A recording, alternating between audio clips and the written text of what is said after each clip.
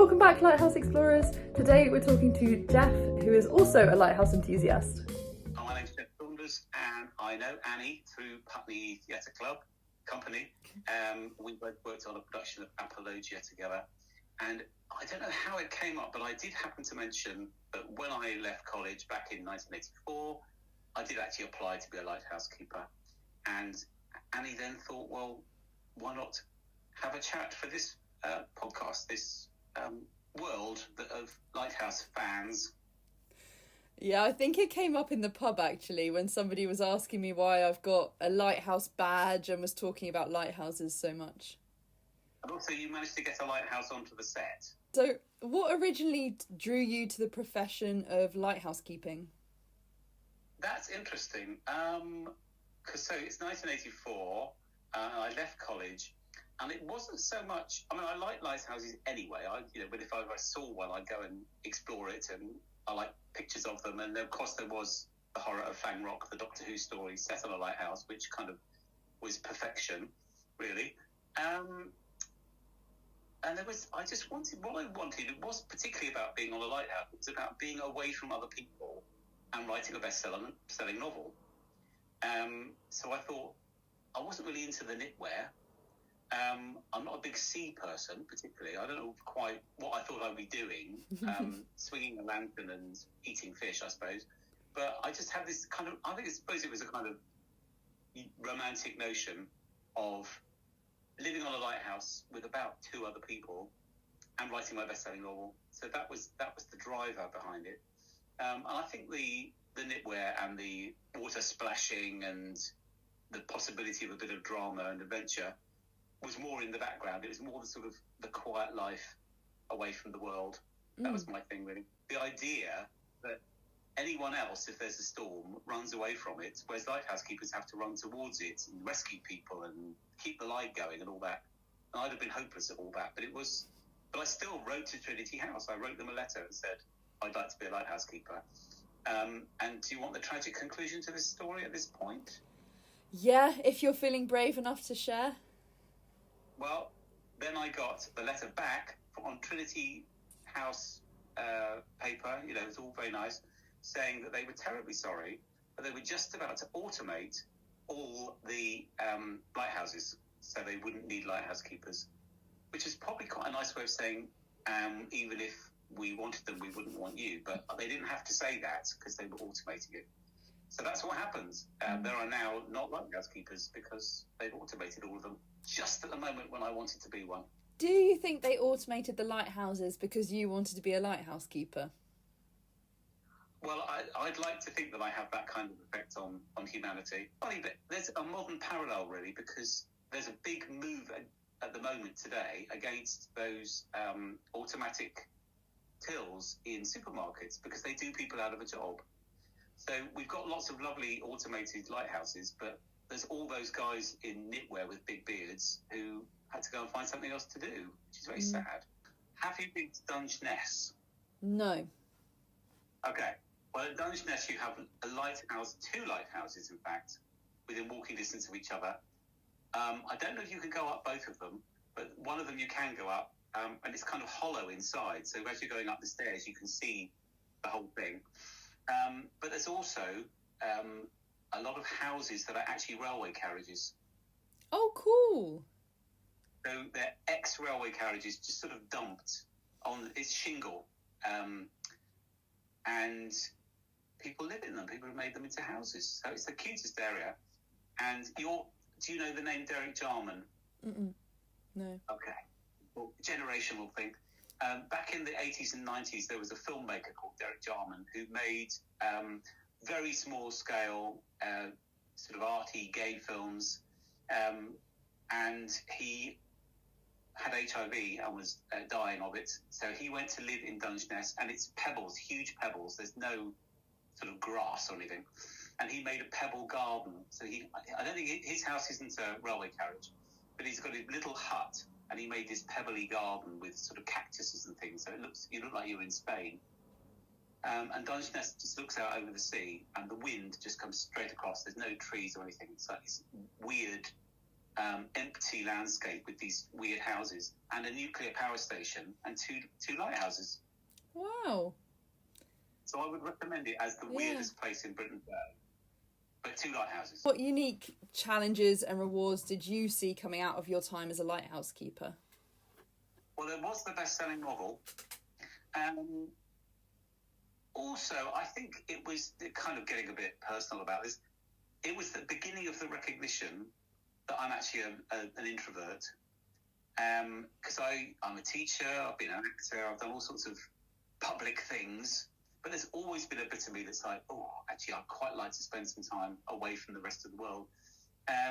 So I think that was, without me really knowing it at that time, because I thought because I was in theatre and because I was quite lively and outgoing, I thought, oh, I must be an extrovert sort of person. I hadn't considered that I might be the opposite. But there was just this bit of me that thought, I want to go and live with 2 other people and have water sloshing about and write a best-selling novel. I thought what the novel was about. So I think the challenges would possibly have been if I didn't get on with the other 2 people, which being quite irritating myself would not have been beyond the realm of possibility. So that would have been difficult. Also, it could have been that I got there and I was on a rock and you had a helicopter once a week and I got a bit mad and wanted to leave or something. Also, the fact that I'm completely impractical, so all the things that a lighthouse keeper would be called upon to do, I wouldn't be able to do very well. Particularly as my younger self, I'm more capable of stuff now.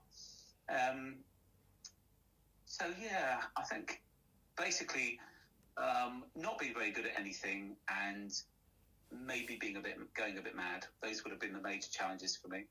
We've talked about kind of my personal connection to lighthouses through wanting to be a lighthouse keeper, the best-selling novel. What's your thing? Do you look at lighthouses and think, I'd like to live in that, I'd like to live near that? Or is it just about seeing them and moving on and sort of collecting them? What's your philosophy of lighthouses, really? Good question. I like the technical side of how they worked. I also would love to live in a lighthouse. I feel like each lighthouse I go to, I'm just trying to scope out one that I could live near to or within. I've seen, there's one in Scotland called Rattray Head Lighthouse, which is surrounded by sand dunes. You have to go on a little trek to get there.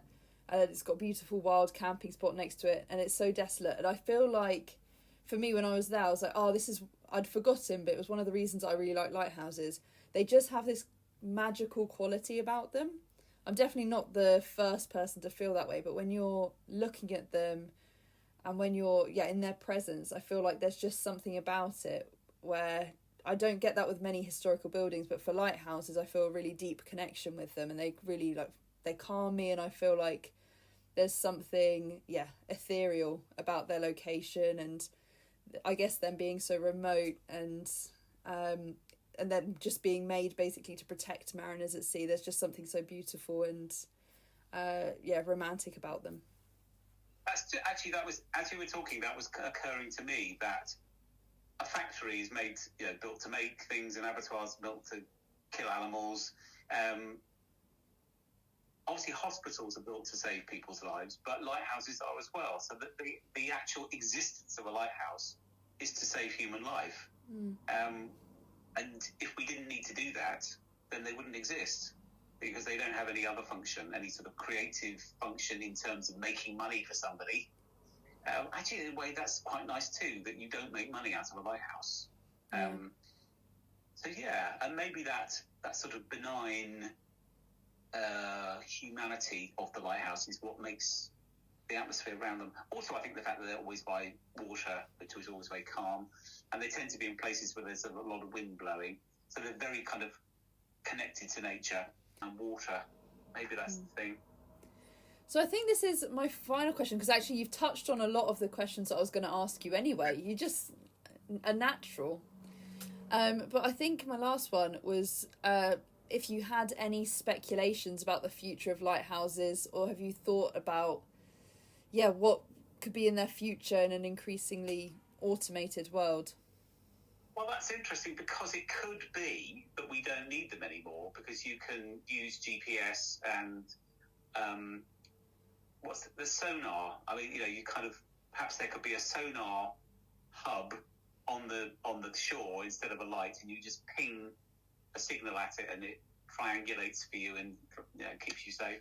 So it might be that the actual idea of having a light, because it's very much with a light, that's a human has to see that, and we now have driverless cars. We might get driverless boats that just ping sonar around, and that'd be very sad and possibly very dangerous.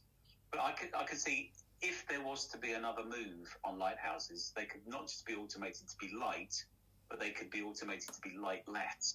One would hope not, because that whole light spinning thing is fantastic. But I think that's probably the future. What we seem to be doing with the world is automating everything so that any humanity is lost. So even, because with a lighthouse, you need to have a human to see the light. So at least that's the human in one side of the process. But if you take that away, why bother having people? God,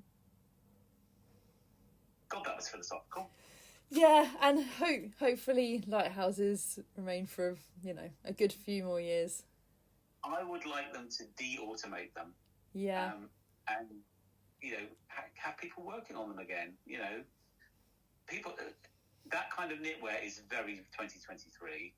People love beanies, and there's a lot of mindfulness stuff about being out in the open air, and the hypnotic quality of the light going round. You could sell that as a kind of Zen way of living.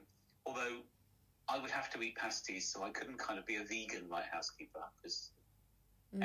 But yeah, I'm sure there'd be a sort of a way of selling lighthouse keeping as a job to the modern generation. I feel like a lot of people would still be keen to do it, especially now that you could probably get, say, Wi-Fi on the tower. You could probably convince people that it'd be a nice way of living. Yeah. There's a lighthouse in Happisburgh which is still manned and looked after by a group of volunteers at the Friends of Happisburgh Lighthouse. Yeah, so maybe we could do that with each lighthouse, just have a little pocket of people who look after it in the local community. So no one has to commit too much time to it if we can't find lighthouse keepers. It would be like being a not a lighthouse, lifeboat man that you get the call and you run down. It could be, I do every second Wednesday in the lighthouse. Yeah.